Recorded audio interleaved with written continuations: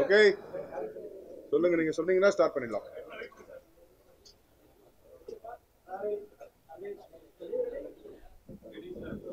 சரியா? எல்லாருக்கும் வணக்கம். எங்க ஆளுமை மிக்க தலைவர் டத்தோ திரு ராதாரவி அவர்கள் தலைமையில நாங்க இந்த வாட்டி தேர்தலில் நிற்கிறோம். முதல்ல ஒரு முக்கியமான விஷயத்தை தெரிவிச்சுக்க விரும்புகிறேன். ஃபர்ஸ்ட் வந்து நம்ம இப்போ இந்த மாதிரி ப்ரெஸ்ஸை கூப்பிடணும். இது வந்து எங்கள் டப்பிங் யூனியனுக்குள்ளே நடக்கிற தேர்தல். ஜென்ரலாக எங்கள் மெம்பர்ஸ்குள்ளே தான் சொல்லுவோம், எங்கள் மெம்பர்ஸ்குள்ளே தான் பேசிகிட்டு இருக்கோம். ப்ரெஸ்ஸை கூப்பிட்டு வெளியில் சொல்லணும்னு விருப்பம் இல்லை. ஆனால் எங்கள் கூடவே இருந்துட்டு இன்னைக்கு துரோகிகள் மாதிரி எதிரில் போய் நிற்கிறவங்க அவங்க முதல்ல வெளியில் தெருவில் இறங்கி இல்லாததையும் பொல்லாததையும் வந்து சொல்லியிருக்காங்க. அந்த பொய்களை உடச்சி விடணும். நாங்கள் விளக்கம் கொடுக்க வரல, பொய்களை உடச்சி விடணும். ஒன்று. ரெண்டு, இவருக்கு எதிராக வந்து நின்றுக்கிட்டு ஆனால் இவர் ஆசீர்வாதத்தை வாங்கிக்கிட்டே வந்து அவர் தான் எங்களை நிற்க சொன்னாருலாம் சொல்லிட்டு அதெல்லாம் இந்த மாதிரி நிறைய பொய்கள் இருக்கு. இதை உடச்சி விடுறதுக்கு தான் முதல்ல இந்த இது. அண்ட் ஆளுமை அப்படின்னா ஒரே ஒரு இஸ் ஈக்குவல் டு அப்படின்ட்டு ஒரு இது போட்டால் அது டத்தோ ராதாரவி அண்ணன் மட்டும்தான். வேற யாரெல்லாம் இங்கே ஆளுமை சொல்ல முடியாது. ஸோ முதல்ல ஃபர்ஸ்ட் அவங்க வந்து துர்காக்கா வந்து வைஸ் பிரசிடென்ட். துர்காக்கா வந்து லெஜெண்டரி டப்பிங் ஆர்டிஸ்ட். அவங்க வைஸ் பிரசிடென்ட் ஆல்ரெடி இருந்தாங்க, இப்போ மறுபடியும் வைஸ் பிரசிடென்ட். மோகன்குமார் வந்து தேவநாராயணன் சார் வந்து legendary dubbing writer and dubbing artist. அவங்களுடைய சன் அவர் முன்னாடியே இருந்திருக்காரு, இப்போ மறுபடியும் வராரு. மாலா மாமி ஆரம்பத்துல இருந்து ரவி அண்ணன் கூடவே இருந்து, அதாவது 36 வருஷம் கூடவே இருந்தேன்னு சில பேர் சொல்றாங்கல்ல, இவங்க தான் 36 வருஷம் அதுக்கு முன்னாடி இருந்தும் கூட இருக்காங்க. மற்றபடி எங்க panel Amy madam joint secretary, Shibu, Dada Saheb Phalke விருது வாங்கின ஒரு ஷிபு, பிரபாகர் அவர் கமிட்டி மெம்பர், அப்புறம் குமரேசன் எங்க ஜாயின்ட் செக்ரட்டரி குமரேசன், யோகலட்சுமி, ஷாஜிதா, பல பேருடைய அவங்களுடைய பல பொறாமைகளுக்கு வந்து இலக்கணமான ஷாஜிதா, பாரதி, எல்லாருமே இவங்க எல்லாம் எங்க பேனல். ஸோ இதெல்லாம் எங்க பேனல் லிஸ்ட் உங்களுக்கு கொடுக்குறேன். மாமி நீங்க என்ன சொல்லணுமோ பேசுங்க. எல்லாருக்கும் வணக்கம். அதாவது இந்த டப்பிங் யூனியன் இந்த அளவுக்கு வந்து டப்பிங் மெம்பருக்கு இவ்வளவு ஒரு உரிமை கிடைச்சிருக்கு, சலுகை கிடைச்சிருக்கு, எல்லாருமே இப்போ சந்தோஷமா இருக்கும், நல்ல வசதியோட இருக்கோம்னா அதுக்கு ஒரே காரணம் எங்களுடைய தலைவர் மட்டும்தான்.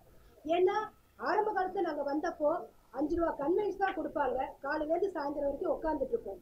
ஆனா எங்க தலைவர் வந்ததுக்கு அப்புறம் அப்படி உட்கார வைக்க கூடாது, 1 மணி நேரத்துக்கு மேல ஆச்சுன்னா நீங்க சம்பளம் கொடுக்கணும்னு ஒரு கண்டிஷனை போட்டாரு. அதுக்கப்புறத்துல எங்க சம்பளத்தை கொஞ்சமா ஏத்தி இன்னைக்கு டப்பிங் ஆர்டிஸ்ட் அத்தனை பேர் ஒரு பிட்ஸ் பேசுறவங்க கூட அவ்வளவு அமௌண்ட் வாங்குறாங்கன்னா அது எல்லாத்துக்கும் மூல காரணம் எங்களுடைய தலைவர் தான். எதிரணி என்ன வேணாலும் பேசிட்டு போட்டோம், ஜெயிக்க போறது நாங்க தான், எங்களுடைய அணி மட்டும்தான். அதனால எங்களுக்கு எந்தவித கவலையும் கிடையாது. அவங்களுக்கு தோத்துற போறோமோங்கிற ஒரு ஏக்கத்துல தான் அந்த மாதிரி பேசிக்கிட்டு இருக்காங்க. பேசட்டும், எவ்வளவு வேணாலும் பேசட்டும். அவங்க பேச எங்களுடைய புகழ் தான் ஏறிக்கிட்டே போகுது. அதனால எங்களுக்கு அதை பத்தி கவலையே இல்லை. என்னைக்குமே ஜெயிக்க போறது எங்களுடைய தலைவரோட அணி தான் ஜெயிக்கும். வணக்கம். தேங்க்யூ. துர்காக்கா. எல்லாருக்கும் வணக்கம். திரு டத்தோ ராதாரவி அவர்கள் இப்போ இல்லை, 40 வருஷமாவே எனக்கு நல்ல பழக்கம். என்ன இந்த யூனியன்ல சேர்த்தது அவர் தான், என்னை லைஃப் மெம்பர் ஆக்குனது அவர் தான், அதுக்கு அந்த பணத்தை கட்டினது கூட அவர் தான். அவர் இல்லைன்னா எங்க டப்பிங் யூனியனே கிடையாது. இது மட்டும் உண்மையான விஷயம். ஏன்னா இதுக்கு முன்னாடி நாங்க டப்பிங் பேசும்போது எத்தனையோ படங்களுக்கு சம்பளம் கொடுக்காம ஏமாத்திடுவாங்க, நிறைய பேர் ஏமாத்திடுவாங்க. இந்த டப்பிங் பேசும்போது ஸ்பாட் பேமெண்ட் கொடுக்கணும்னு கொண்டு வந்தது அவர் தான், எங்க தலைவர் தான். இன்னொன்னு வந்து இப்போ இந்த சங்க வழி சம்பளம்னு கொண்டு வந்தது அவர் தான். இதனால என்னன்னா எல்லாருக்கும் சம்பளம் வந்து போய் சேருது, உண்மையா போய் சேருது, யாரும் ஏமாத்தப்படலை. இன்னொன்னு ஒண்ணு நான் சொல்றேன், உறுப்பினர்களுக்கு எவ்வளவு நம்பிக்கை இருந்தா இத்தனை வருஷமா அவரை வந்து தேர்ந்தெடுப்பாங்க தலைவர். ஒரு குழந்தைய வந்து நம்ம மேல தூக்கி போடுறோம்னா அது சிரிக்கும், ஏன்னா அவங்க அப்பா எப்படியும் புடிச்சிடுவாருங்கிற ஒரு நம்பிக்கை. அந்த நம்பிக்கை தான் எங்க உறுப்பினர்கள் எல்லாருக்குமே இருக்கு.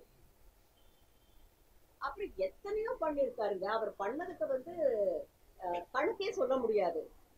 இப்ப ஊக்கத்தொகை மாசம் 1000 ரூபாய் வந்து 99 பேருக்கு, அப்படின்னா மாசத்துக்கு 1 லட்சம் ரூபாய் கொடுக்குறவங்க. வருஷத்துக்கு ஒரு தடவை ஒரு 5 பேருக்கோ 6 பேருக்கோ 75 வயசை தாண்டவங்களுக்கு 1,00,000 ரூபாய் கொடுக்குறாங்க. அவங்கள கௌரவிச்சு அவங்களுக்கு 1,00,000 ரூபாய் கொடுக்குறோம். இதெல்லாமே என்னங்க அது? எப்படி வருது? அவர் பண்ணாத நல்லது இல்ல. இன்னைக்கு கூட அவரு என்ன பண்ணணும், வேற என்னென்ன பண்ண முடியும், எப்பவுமே ஒண்ணுதான் சொல்லுவாரு, குடும்பம். டப்பிங் யூனியன்ங்கிறது நம்ம குடும்பம்னு. எத்தனை துரோகிகள் இருந்தாலும், எத்தனை பேர் இருந்தாலும், எத்தனை பேர் இதுல இருந்து போனாலும் அவர் கவலையே பட்டது கிடையாது. அவங்கள மறுபடியும் கூப்பிட்டு கூட பேசுவாருங்க. அந்த அளவுக்கு ஒரு பாக்குறதுக்கு ஆள் அப்படி இருப்பாரே தவிர ரொம்ப சின்ன குழந்தை அவரு. அவர் மனசு ரொம்ப ரொம்ப குழந்தைத்தனமான ஒரு ஆள் அவரு. இதுக்கு மேல சொல்றதுக்கு என்னன்னு தெரியல.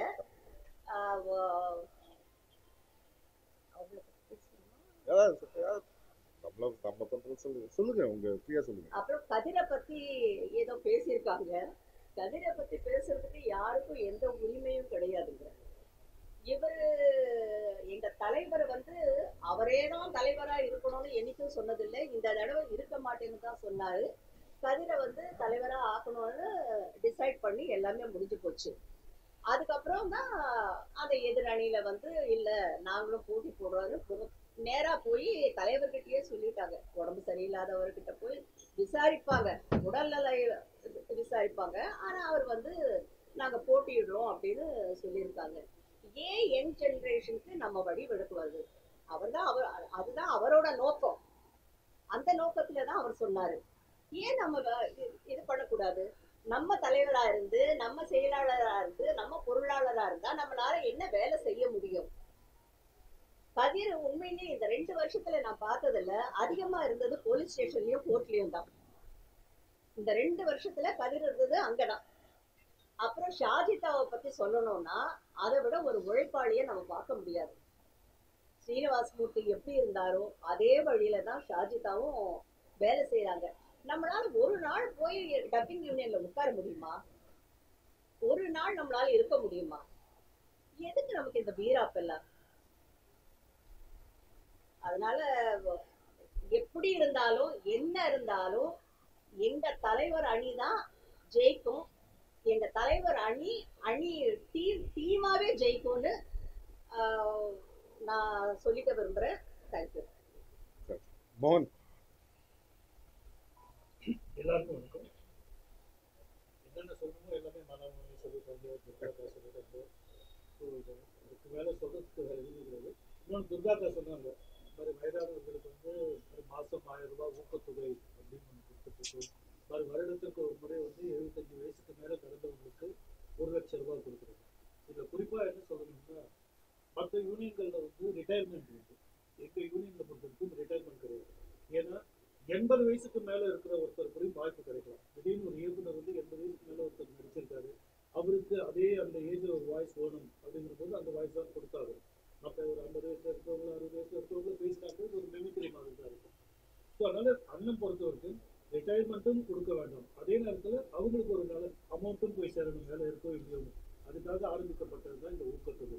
அது மாதிரி வயதானவர்கள் இறந்து போனதுக்கு அப்புறம் அவங்களுக்கு அமௌண்ட் கிடைக்குது, அவங்க குடும்பத்துக்கு கிடைக்குதுன்றத விட அவங்க இருக்கும் போதே அவங்களுக்கு ஒரு பேங்க் பேலன்ஸ் ஒன்று இருக்கு. ஆக நமக்கு ஒரு அமௌண்ட் இருக்கு, நமக்கு ஒரு பாதுகாப்பு இருக்குன்ற ஒரு எண்ணம் அவங்களுக்குள்ள இருக்கணும்னுக்காக தான் அந்த வருடத்துக்கு ஒரு முறை அந்த வயதானவர்களை தேர்ந்தெடுத்து 1,00,000 ரூபாய் இது வரைக்கும் நிறைய பேருக்கு கொடுத்துருக்காங்க. இன்னும் போக போக இது இன்னும் நிறைய பேர்களுக்கு வர ஆரம்பிக்கிறது. இந்த மாதிரி இன்னும் எவ்வளவோ செஞ்சிருக்காங்க இன்னைக்கு.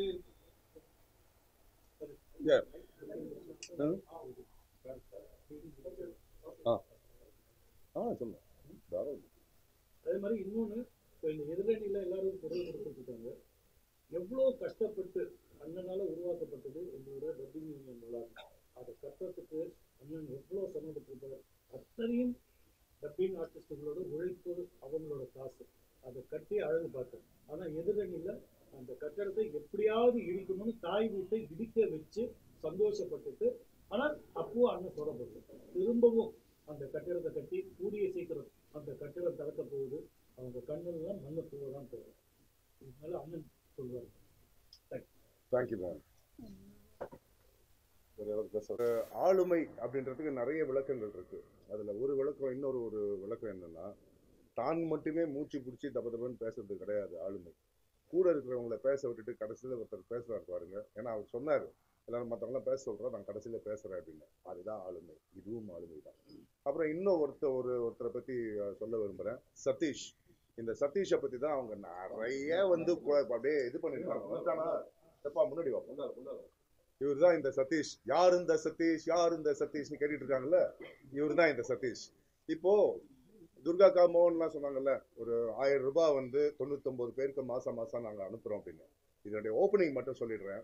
அண்ணன் 2022 வந்ததுக்கு அப்புறம் அவரு வந்ததுல 18ல இருந்தே சொல்லிட்டு இருக்காரு, வயசானவங்களுக்கு வேலை இல்லை. அது இது நான் என்ன சொல்றது, கிரவுண்ட் ஃபேக்டர். ஸோ இவங்களுக்கு ஏதாவது ஒன்று பண்ணணும். என்ன பண்ணணும்டா, முதல்ல எத்தனை பேர் இருக்காங்க என்னன்றதுல எனக்கு டீட்டெயில்ஸ் கொடுங்க, டேட்டா கொடுங்கன்னு. 2 மாசம் டப்பிங் பணிகளுக்கு நடுவில் 2 மாசம் சதீஷ் கிட்ட தான் அந்த பொறுப்பை கொடுத்தாரு. அண்ணன் ஒருத்தர்கிட்ட பொறுப்பை கொடுக்குறாருன்னா சும்மா கொடுக்க மாட்டார். சும்மா போறவங்கள, சும்மா இருக்கிறவங்க கிட்ட கொடுக்க மாட்டாரு, வேலை செய்யறவன்ட்டு தான் கொடுப்பாரு. சதீஷ் 2018 இருந்து எங்க கூட இருக்கான். எந்த பதவியும் அவன் கேட்டதில்லை. இது வரைக்கும் அண்ணன் சொல்லி எனக்கு வேண்டானே, நான் வெளியில இருந்து வேலை செய்யறவன்னு சொன்ன பையன். இந்த வாட்டி இழுத்து, இல்லடா வெளியில இருந்தா தெரிய மாட்டேங்குது, நீ பாடா உள்ள கமிட்டி உள்ள இழுத்துட்டு வந்திருக்கு சதீஷ. அந்த மாதிரி பையன். அவன் சொந்த காசு செலவு பண்ணி வேலை செஞ்சுட்டு இருக்கான். எதுக்காக? இந்த யூனியனுக்காக, எங்க தலைவருக்காக. இவர் சொன்னார்ன்ற ஒரே காரணத்துக்காக 2 மாசம் சுத்தி, பைக்ல ஆட்டோல சுத்தி, மாலாமாமி, ஷிபு, பாரதி, கிருஷ்ணகுமார், சதீஷ், இன்னும் பசங்க எல்லாரும் சேர்ந்து சுத்தி அலைஞ்சி யாரு எங்க இருக்காங்க, எப்படி இருக்காங்க. 2 மாசம் முடிவுல சதீஷ் ஒரு லிஸ்ட் கொண்டு வந்து கொடுக்குறான், ஒரு டேட்டா கொண்டு வந்து கொடுக்குறான். அண்ணன் இவங்க எல்லாம் இங்க இருக்காங்க, இத்தனை பேர் நல்லா இருக்காங்க வசதியா, ஆனா இத்தனை பேர் கஷ்டப்படுறாங்க. ஏதாவது பண்ணணும், என்ன பண்ணலாம், இவங்களுக்கு என்ன பண்ணலாம், மாசம் ஒரு 1000 ரூபாய் வந்தா கூட நல்லா இருக்கும் அப்படின்ற மாதிரி ஒருத்தர் சொன்னாரு. கொடுக்கலாம். சார் ஃபர்ஸ்ட் கிளாஸ் ஐடியாடா குடுறா. ஸ்ரீனிவாசமூர்த்தியும் சதீஷும் தான் இந்த ஸ்கீமை ஃபார்ம் பண்ணி அண்ணன் கிட்ட கொண்டு வந்து சொன்னாங்க. அண்ணன் தலைவர் அது உத்தரவு கொடுத்தாங்க. 2021 இருந்து இந்த கடந்த 3 வருஷமா நாங்க இந்த மாசம் கொடுத்துக்கிட்டு இருக்கோம். இதை நாங்க எங்க பொதுக்குழுல சொல்லியிருக்கோம், எங்க மெம்பர்ஸ்க்கு சொல்லியிருக்கோம். இங்க எதுக்கு இங்க சொல்றேன்னா, கையை பிடிச்சி இழுத்துட்டு வந்திருக்காங்க. 1 2 நான் என்னுடைய இதை முடிச்சுக்கிறேன். ஒரே ஒரு பாயிண்ட் மட்டும் சொல்லிக்கிறேன். 36 வருஷம் கூட இருக்கேன், 36 வருஷம் கூட இருக்கேன் அப்படின்னு சொல்லிட்டு இருக்காரு அவரு. நான் என்னுடைய 10வது வயசுல இருந்து நான் அண்ணனை பார்த்துக்கிட்டு இருக்கேன், அண்ணனும் என்னை பார்த்துக்கிட்டு இருக்காங்க. நடிகர் சங்க பக்கத்துல தான் எங்க வீடு இருந்துச்சு. அப்போத்துல இருந்து நான் பார்த்துக்கிட்டு இருக்கேன். அப்போத்துல இருந்து இது பண்ணியிருக்காங்க. நான் டப்பிங் யூனியன்ல உள்ள வந்ததுக்கு அண்ணன் காரணம். என்னை இந்த கமிட்டி மெம்பரா இழுத்தது அவரு, ட்ரெஷரர் ஆக்குனது அவரு, செக்ரட்டரி ஆக்குனது அவரு, அடுத்த தலைவர்னு சொன்னது அவரு. இது எதுவுமே நான் கேட்கல, எனக்கு வேணும்னு நான் கேட்டதே கிடையாது. அண்ணனா பார்த்து இது பண்றது. என்னைக்குமே இன்னொன்னு, ஒரு நல்ல தலைமை எப்படி தெரியுமா, பதவியை தேடி அந்த தலைமை போகாது, அந்த தலைமையை தேடி பதவி வரும். ஆரம்பத்துல இருந்து 1983 எங்க டப்பிங் யூனியன் ஃபார்ம் ஆனது. 2 வருஷம் நடத்த முடியாம எங்களுக்கு இன்னைக்கு இல்ல, ஷூட்டிங்ல இருக்காரு ஜெயமணி சார், எங்களுடைய ஃபவுண்டர். அவரு இருக்கிற ஃபவுண்டர்ல அவர் ஒருத்தர். ஜெயமணி சார் இன்னைக்கு இல்ல. அவரும் சந்திரன் அண்ணன் அப்படின்ட்டு அவங்க 2 பேர் தான் போய் அண்ணனை வலுக்கட்டாயமா நீங்க வந்தாதான் இந்த யூனியனை காப்பாற்ற முடியும்னு கூப்பிட்டு வந்து தலைவராக நாங்க. அன்னில இருந்து இன்னை வரைக்கும் எனக்கு இந்த தலைவர் பதவி வேணும்னு, எனக்கு வேணான்னு சொல்லுவார் அவர். டேய் அடுத்து நீங்க வாங்கடா, நீங்க என்ன சொன்னதுக்கு காரணம், டேய் அடுத்த ஜென்ரேஷன் வரணும்டா. சும்மா நானே எத்தனை வருஷம் இது பண்ணிட்டு, நான் இங்க தான்டா இருக்கேன், எந்த பிரச்சனையா இருந்தாலும் நான் கூட இருப்பேன்டா, உங்களுக்கு நான் இருக்கேன் வாங்க. ஆனா அடுத்த ஜென்ரேஷன் வாங்க, யங் பிளட் வரணும், நீங்க நடத்துங்க யூனியனை. எனக்கு நீங்க நான் என்கிட்ட கேட்காதீங்க, எனக்கு சொல்லுங்க, ஆனா இதை பண்ணலான்னு. அப்படிப்பட்ட தலைவர் அவர். இவரை பத்தி போய் அதெல்லாம் நம்ம யாரோ ஒருத்தர் சொன்ன நாக்கு அழுகிடும், அவ்வளவுதான். ஸோ த மோஸ்ட் அவைட்டட், எந்த ஒரு கூட்டத்திலையும் சரி, எங்க பொதுக்குழுல கூட சரி, எல்லாருமே வெயிட் பண்றது எங்கன்னா தலைவர் உரைக்கு. ஏன்னா ரவி என்ன பேசுறாங்கன்னா அது ஒரு தனி மாஸ் அது. ஸோ எங்க ஆளுமை மிக்க தலைவருடைய உரை இதோ. ஷாஜி ஒண்ணு பேச சொல்றேன். வணக்கம். இப்போ எல்லாம் அந்த முதியோர்களுக்கெல்லாம் ஊக்கத்தொகை கொடுக்கறத பத்தி சொல்லிட்டு இருந்தாங்க. அண்ணன் எல்லா பேட்டிலையுமே கடைசியா ஒரு வார்த்தை சொல்லுவாரு, பெற்றோர்களை கைவிட்டுறாதீங்க, முதியோர் இல்லத்துல விட்டுறாதீங்கன்னு. அதை மெம்பர்ஸ் எல்லாருமே ஏஜ்டா இருக்கிற அத்தனை மெம்பர்ஸும் அந்த சீனியர்ன்ற இதுல முதல்ல ரெஸ்பெக்ட் கொடுத்தது எங்க தலைவர் தான். அதே மாதிரி யங்ஸ்டர்ஸ்க்கு ஸ்போர்ட்ஸ் ஆக்டிவிட்டியில அவங்க ரொம்ப இதுவா இருக்கணும்ன்றதுக்காக எங்க மெம்பர்ஸ் எல்லாம் ஆசைப்பட்டாங்க, கிரிக்கெட் மேட்ச் பண்ணணும் அப்படின்னு சொல்லிட்டு. 2 வருஷமா எந்த யூனியன்லயும் இல்லைன்றத ரொம்ப பெருமையா நாங்க சொல்லுவோம். ஹைதராபாத்ல இருந்தெல்லாம் பார்த்துட்டு எங்க கூட வந்து நீங்க வந்து விளையாடணும்னு சொல்லி கேட்டு அது வந்து எங்கேயுமே நடக்கல. ஹிஸ்டரியில எந்த யூனியன்லயுமே இல்லாத விஷயத்த எங்க யூனியன் ரொம்ப பெருமையா பண்ணியிருக்குன்றதை நாங்க பதிவு பண்றோம். அதுவும் இல்லாம அதை பார்த்துட்டு கேர்ள்ஸ் எல்லாம் எங்களுக்கெல்லாம் இல்லையான்னு உடனே அடுத்த செகண்ட் வந்து சொன்னோம், ஆனா இந்த மாதிரி கேட்கறாங்க அப்படின்னு. அவங்களுக்கு எதுல இன்ட்ரெஸ்ட்னு கேளு அப்படின்னு எல்லாரும் பேட்மிண்டன் விளையாடலாம் அப்படின்னாங்க. அடுத்த வருஷமே பேட்மிண்டனும் நடத்தணும். இந்த 2 யூனியன்லயும் எங்க யூனியனை பொறுத்த வரைக்கும் இந்த 2 ஆக்டிவிட்டிஸுமே ரொம்ப யங்ஸ்டர்ஸ் உள்ள வந்ததுக்கு ரீசனும் இதுதான். யங்ஸ்டர்ஸையும் கைவிட்டது கிடையாது, அதே மாதிரி முதியோர்களையும் கைவிட்டது கிடையாது. எல்லாத்துக்கும் மேல பெண்களை கிண்டல் பண்றாங்க, கேலி பண்றாங்க அப்படின்னு. அப்படின்னா இங்க இத்தனை கூட்டம் இங்க இருக்கவே இருக்காது.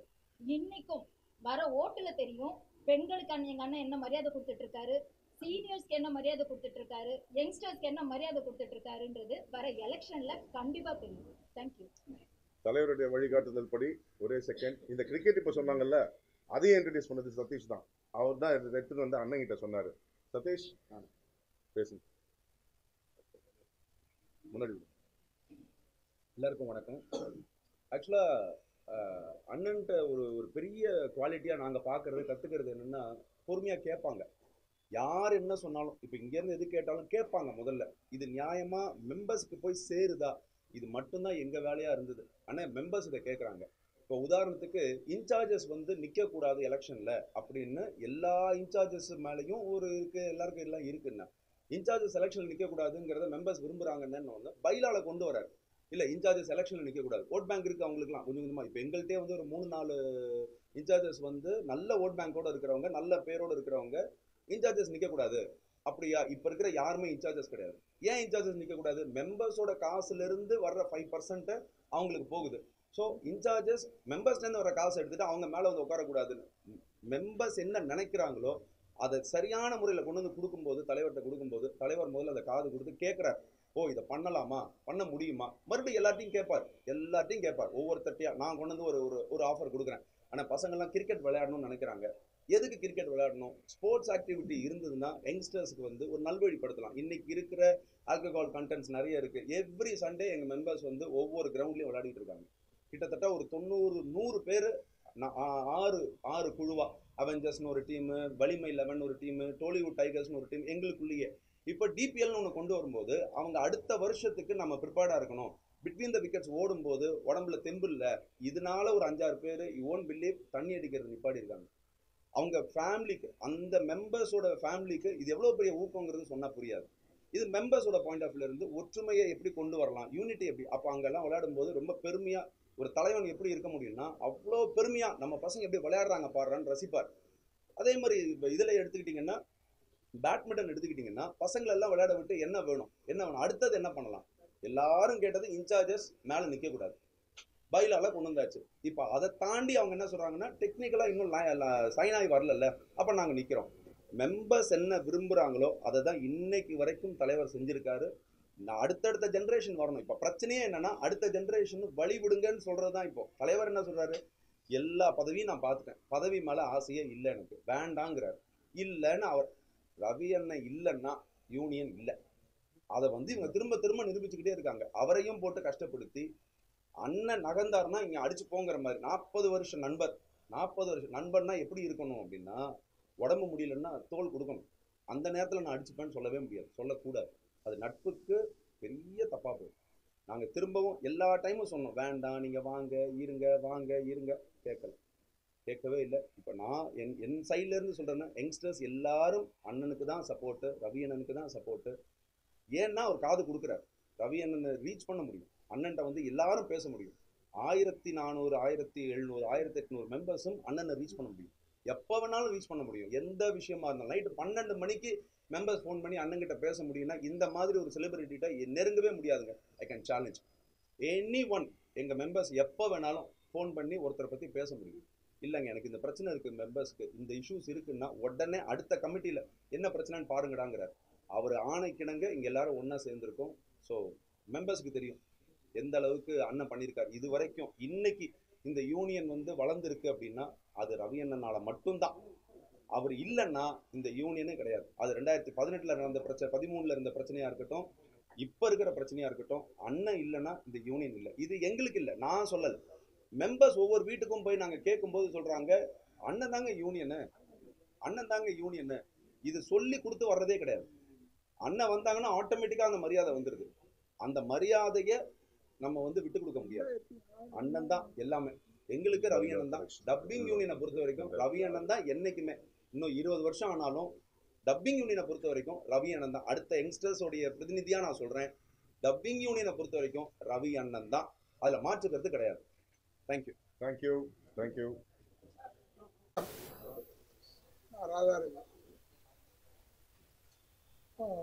இப்போ இந்த தடவை நடக்கிற தேர்தலில், டப்பிங் யூனியன் தேர்தலில் நான் தலைவருக்கும் செயலாளர் டிஎன்பி கதிரவன் அவர்கள், பொருளாளர் ஷாஜித் அவர்கள், உபத்தலைவர் டி மோகன் அவர்கள், துர்கா சுந்தரராஜன் அவர்கள், கே மாலா அவர்கள், இணை செயலாளர்கள் எம்எஸ்கே குமரன், என் சதீஷ்குமார், எம்மி அவர்கள், செயற்குழு உறுப்பினர்களாக விசி Jayamani, EMS Murali, HR Muralidharan, Bharathi Raja, Shankar, Bhuvaneswari, Krishnakumar, R Prabhakaran, Vinod Sagar, Shibu, Yogalakshmi, Yamuna, மது, சோபனா. மொத்த வாக்குகள் 1645. மொத்த வாக்குகள் 1645 இருக்கும்போது இவ்வளவு போராட்டம். இன்னும் அதிகமாயிடுச்சுன்னா ஒன்றும் போராட்டம் இனியும் போராட்ட காலங்களில் ஒதுக்கி விடாமல் எதிர்த்துதான் நிற்கும். ஏன்னா எனக்கு வேற ஒரு வருத்தம் இல்லை. இது வரைக்கும் நான் வந்து எதிரிகளை பார்த்திருக்கிறேன், ஆனால் துரோகிகளை இந்த தேர்தலில் பார்க்கிறேன். அது ஆச்சரியமா இருக்கு. ஏன் நின்னாங்கன்றது எனக்கு தெரியல. அதனால எனக்கு என்ன இழப்புனா, அவங்க பையன் நான் நிறுத்தி வச்சிருந்தேன், அதனால எனக்கு இழப்பாயிடுச்சு. அவர் வேணாங்க, அவர் இருந்தாருன்னா அவருடைய பையன் தொல்லை நிறைய பேர் சொன்னாங்க. நான் எதற்காக சொல்கிறேன் என்றால், ஒரு யூனியன்னா என்னென்ன செய்ய போறோம்னு சொல்லணும். அவங்க சொல்றாங்க நாங்கள் இவங்க செய்யாதெல்லாம் செய்வோம், இதான் ஒரே வார்த்தை. என்ன செய்யாததுன்னா, 10 வருஷம் இது 10% வாங்குறாங்கல்ல, அதை நிறுத்திடுவோம். எனக்கு என்ன இருக்கு, 10% வந்து பாவம் வேலை செய்கிறவங்களுக்கு, அவங்களுக்கு 10%, அதில் 5% டெஃபினட்டாக யூனியன், மீதி 5% உங்களுக்கு தரோன்னு சொல்லுவாங்க. இல்லை இல்லை சொன்னதுலேயே இந்த 10% தான் என் காதில் வந்துச்சு. அப்போ கூடவே இருந்து 40 வருஷம் கூட இருந்தீங்க, ஏன் ஒரு தடவை கூட நீ சொல்லலை கேட்டா? இது எழுதியிருக்கேன், பாயிண்ட்ஸ்லாம் எழுதி வச்சிருக்கேன், எதில் பேசுறதுக்கு பேப்பரில் மீட் பண்ணுறோம், இதில் பேசிடு, அது மட்டும். நான் தைரியமாக தன்னம்பிக்கையோடு இருக்கேன். நிச்சயமாக நம்ம அணி பெரிய அளவில் வெற்றி பெறும். சொல்லியிருக்கீங்க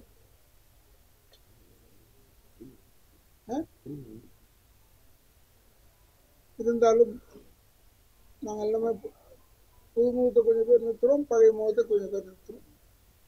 யாரும் சொல்லிவிடக்கூடாது. இன்ட்ரெஸ்ட் இருக்கிறவங்கள நான் சேர்த்துருக்கேன், இன்ட்ரெஸ்ட் இல்லாதவங்கள நான் சேர்த்துருக்கேன். ஆனால் இதனால் இன்னும் பெரிய இழப்பு. அவன் மூணு பேச முடியல, தேர்தல் வரைக்குமாவது பேச முடியல. அதுக்காக வருத்தப்பட வேண்டியதாக இருக்கு. நல்ல நண்பன், 40 ஆண்டு கால நண்பன், ஏதோ அவருக்கு பட்டிருக்கோம். ஏன் நம்ம தலைவராக நின்று, தலைவராக நின்று நான் ஆஸ்பத்திரியில் படுத்திருக்கும் போதெல்லாம் வந்தார், பேசினார். டைம் இருக்கு அதுக்கு, அதுக்கே இப்பவே அவசரப்படணும்னு சொல்லி கடைசியில் வந்து பொசுக்கு நின்றுட்டாரு. அவர் நின்னது வந்து எனக்கு ஒரு பெரிய ஆச்சரியம். இருந்தாலும் இந்த யூனியனை பொறுத்தளவில் நாங்கள் தொண்டர்களோடு தான் இருப்போம். தொண்டர்கள் செய்வதை சொல்லுவோம். அவர் சொல்றாரு, இப்பவே சொல்றாரு, நான் ஜெயிச்சு வந்துட்டா இதுலேருந்து ஒரு 6 பேர் எடுத்துருவேன். யார் அந்த 6 பேர்னா அவங்க குடும்பத்தில் 3 பேர், அப்புறம் வேற யாரும் 3 பேர் இல்லை. அதனால நம்ம அப்படிலாம் இல்லாம நம்ம போய் உழைக்கக்கூடியவர்கள் இந்த 2 ஆண்டுகள் வைத்துத்தான் செய்ய வேண்டும், செயல்பட வேண்டும். கூட சொல்லியிருக்கேன், தேர்தல் ரிசல்ட் முடிஞ்ச உடனே முதல் வேலையை யார் யாருக்கு என்னென்ன தேவை ஏற்கனவே நோட் பண்ணி வச்சிருக்காங்க என்னென்ன தேவை. அதனால் அந்த அளவுக்கு நாங்கள் துரிதமாக தான் பணி செய்து கொண்டிருக்கிறோம். Human wants cannot be satisfied. உங்களுடைய தேவைகளை வந்து பூர்த்தி செய்ய முடியாது யாருமே. ஆனால் அந்த தேவைகளை ஓரளவுக்கு அது பூர்த்தி செய்கிறோம். என் கூடவே பக்கத்திலே உட்கார்ந்துக்கிட்டு இப்படி பண்ணிட்டாரு என்பது அர்த்தம். சொல்லி இதில் நாங்கள் நிச்சயமாக வெற்றி அடைவோம். எங்கள் லிஸ்ட்டை உங்களுக்கு படிச்சிருக்கேன். நாங்கள் வெற்றி பெறுவதற்கு நீங்கள் உறுதுணையாக இருக்க வேண்டும். அதுதான் மிக முக்கியம். போங்க அவர்கிட்டையும் கேளுங்க, அவரும் ஏதாவது கொடுப்பாரு. ஆச்சரியமாக இருக்கு என்று சொல்லி இந்த முறையும் எனக்கு வாக்களித்து ராதா ரவி தலைமையிலான யூனியன் கம்ப்ளீட்டாக வெற்றி வந்தது. இதை சொன்னது எனக்கு சந்தோஷம் என்று சொல்லி விடைபெறுகிறேன். நன்றி, வணக்கம்.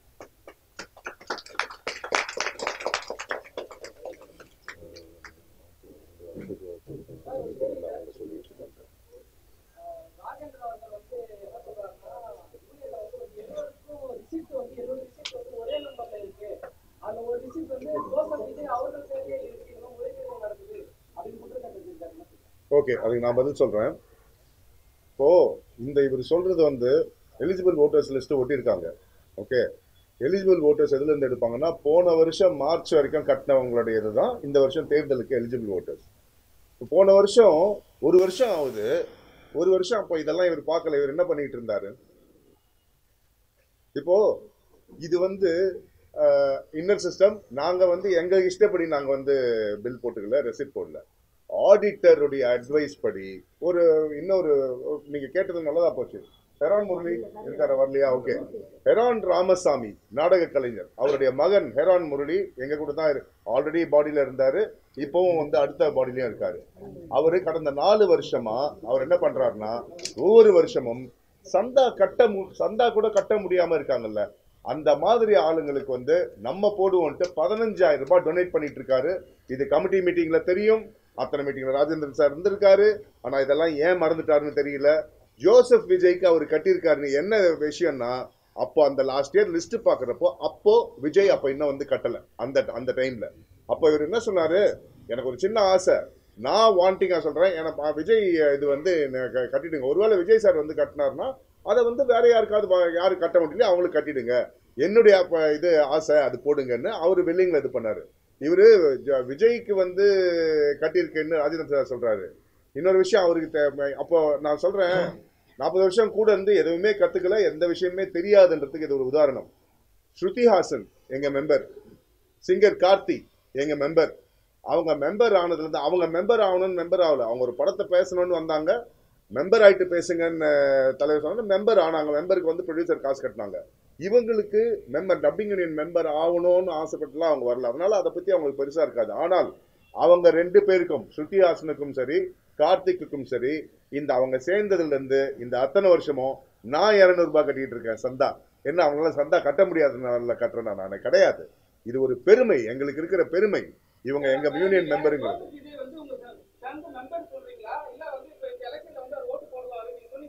எந்த எலெக்ஷன்லயும் விஜய் சார் வந்து ஓட்டு போடுறது கிடையாது.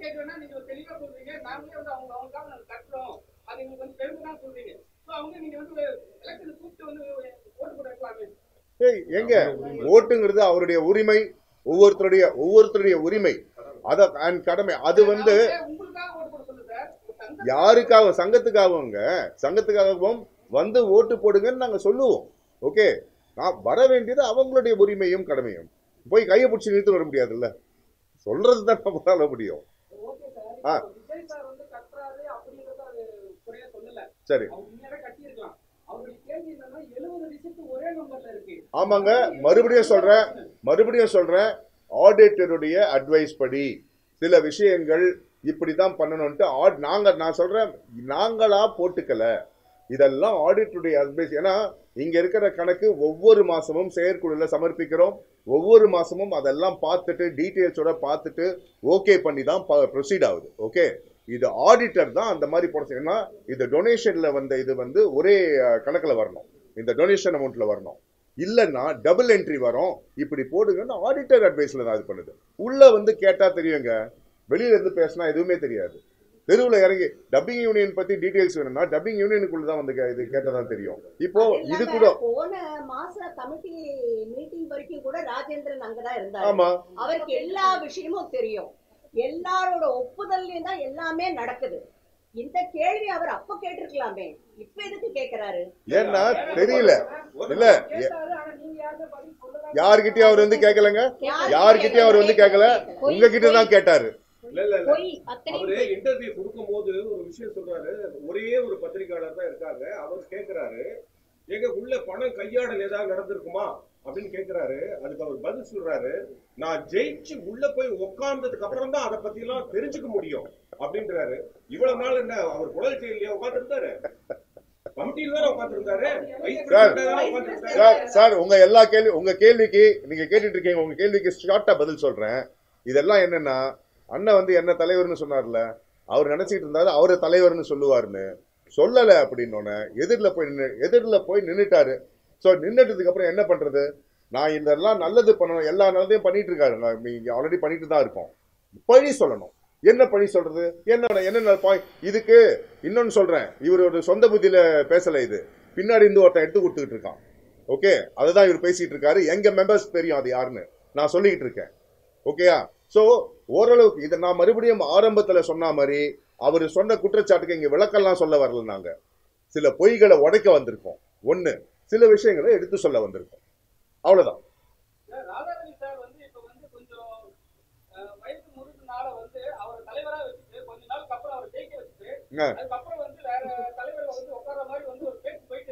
இருங்க, வேற தலைவர்னா யாரு?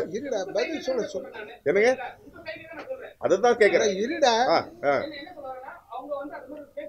சரி,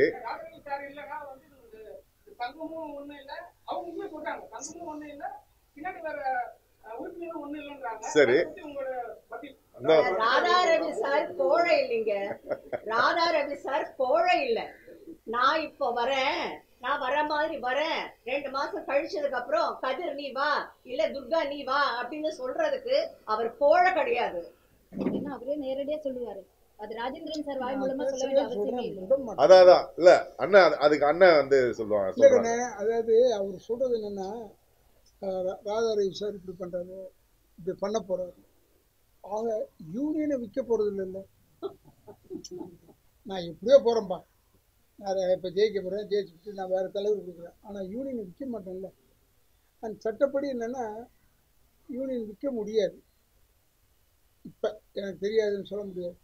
நான் தலைவர் ஆகிட்டேன்னா உப தலைவர்களை தான் உள்ளே கொண்டாடலாம் நீங்கள் சொல்கிறபடி ஐடியாவில். ஆனால் நீங்கள் சொன்ன ஐடியாவும் நல்லா இருக்கு. நான் ஜெயிச்சுட்டு அப்புறம் அவர் இல்லைன்னு சொல்லி அதில் கதிரை கொண்டாடவே முடியாது.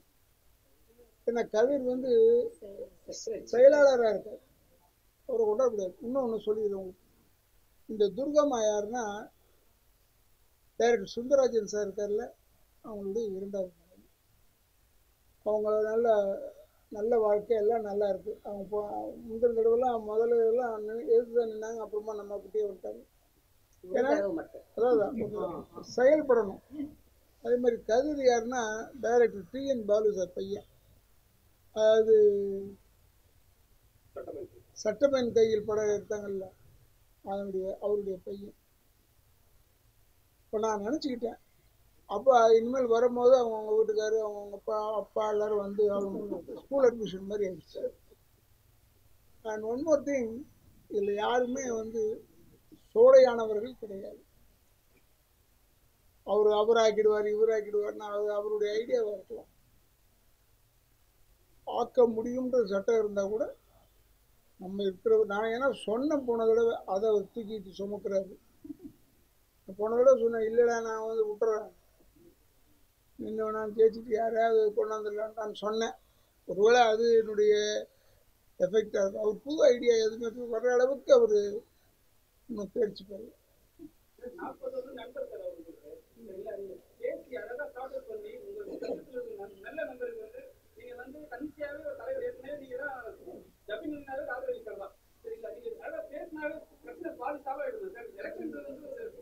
அதாவது அழகா எப்படி பேசலாம் பார்த்துட்டு இருந்தேன். யானை குடிச்சுட்டே இருந்தது தண்ணியை.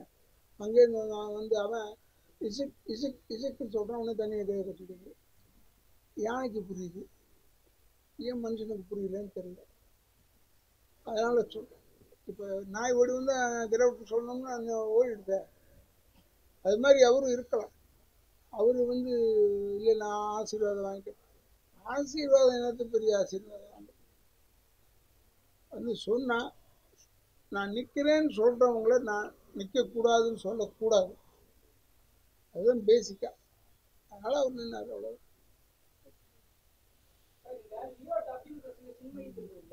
அவங்க வந்து திருப்பி ஹைதராபாத் போய் 2 படங்கள் கட்டிங் பண்ணிட்டாங்க. இவர் கேள்வி எழுப்புனதுக்கு அப்புறம் தான் அது கேட்கும் போது லோகேஷ் கனகராஜ் 50,000 ரூபாய் ஃபைன் கட்டினாரு வந்து அப்படின்னு பேச்சு. யாராவது அங்க வந்து ஒரு மரியாதை தராங்களான்னு பாருங்க. பேசுறேன். அதாவது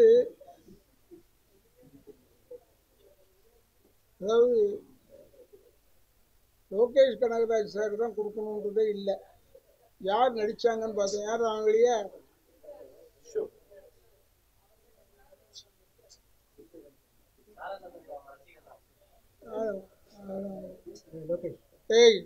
லோகேஷ் போய் பாரு. பப்ளிக்ல பேசலாமா? டிஸ்டர்பன்ஸ் சரி. என்ன இந்த லோகேஷ் கனகராஜ் வந்து அவருக்கும் பாவம், அவருக்கும் தெரியாது. அவரு நான் மெம்பரா என்ன ரூல்ஸ் அதெல்லாம் தெரியாது. செஞ்சுட்டாரு. இருந்தாலும் நான் ஃபோன் பண்ணுவேன்னா உன்னை ஒத்துக்கிட்டாரு. நான் அனுப்புறேங்க அனுப்புறேன்னா அது அனுப்பிச்சுட்டு இருப்பேன். அது இவர் சொல்லி தான் அங்கே போய் சொல்லி அப்புறம் ஆச்சுன்னு சொன்னால் அந்த பெருமை அவருக்கு போகணும்னா பெருமை போட்டோம். எனக்கு ஒன்றும் இல்லை, வந்துருச்சு காசு யூனியனுக்கு, அவ்வளோதான். எங்கேயாவது அதோட ஓவர்.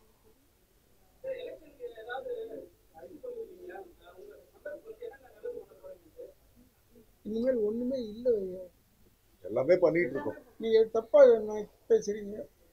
வேற ஆளுங்கிட்ட பேசுகிற மாதிரி ஏன் என்கிட்ட பேசக்கூடாதுன்னா நான் இதெல்லாம் வச்சிருந்தேன்னா இந்நேரம் சொல்லியிருப்பேன். என் ஆளுங்களுக்கு இவ்வளோ கொடுக்கணும் அவ்வளோ கொடுக்கணும். ஒன்றுமே கிடையாது. இது வேலை இருக்கு. என்ன கேக்குறாங்களோ பெரும்பான்மையான உறுப்பினர்கள் என்ன கேக்குறாங்களோ அதை எங்க தலைவர் செய்வார் சார். நாங்க சொல்லிதான் ஓட்டு கேட்க சொல்லியிருக்காரு சார். நாங்க எல்லா எலெக்ஷன்லயும் சொல்றது, இவர் வாக்குறுதி தான் கொடுக்க மாட்டாரு, வாழ்க்கை கொடுப்பாரு, அவ்வளவுதான். ரைட்டா? என்ன வேணும் ஏங்க?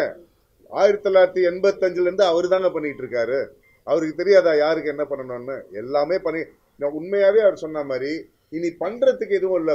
ஒண்ணுதான் இருக்கு. நாங்க போராடிட்டு இருக்கோம். அதுக்கு சின்னத்திரை யூனியனுக்குள்ள வரணும். இது எங்க உறுப்பினர்களுடைய கோரிக்கை. அது எங்க ஆளுமை மிக்க தலைவர் தலைமையில அதுவும் நடக்கும்.